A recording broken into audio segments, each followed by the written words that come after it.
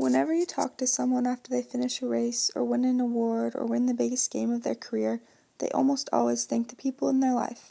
They say they couldn't have done it without their parents or coaches or teammates. Every year when the Heisman Trophy winner is announced, they go up on stage and give a long speech thanking everyone that helped them in life and made winning the award possible. This is just one example of how human connection enables one to achieve amazing things. Outside of sports, there are many other strong examples of what power human connection has on a person's strength or ability, such as in novels or of characters going through hardship, or in stories of patients struggling to stay alive or battle a severe disease. No matter who you are or what you are going through, you will be stronger when you have the love and support of the people around you. In William Golding's novel, The Lord of the Flies, Ralph is chosen to be the leader, but as their time on the island gets longer, he finds out that the job is not all fun and games. Piggy is the brains of the group, and although he is treated poorly by most of the boys, Ralph realizes he needs his assistance. Piggy gives him knowledge like how to blow into the conch shell, and Ralph uses it with everyone else. When the beast starts to strike fear into the boys, Simon is the one trying to calm their nerves. Ralph and Piggy listen to him for the most part and avoid part of the fear.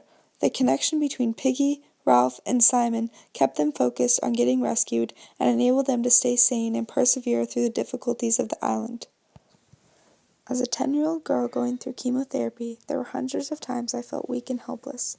I struggled to understand how such a large amount of pain could be overcome and turned into something good, but my mom saw the beauty in conquering the battle against cancer.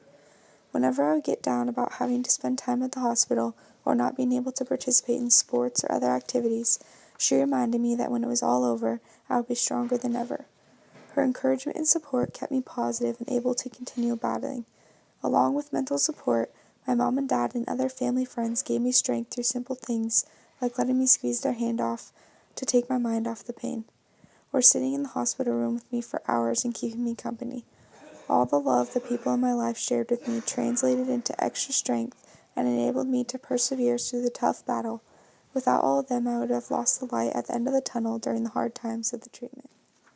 A few years ago, a woman involved in the volleyball club I played for was diagnosed with cancer and was only given so long to live.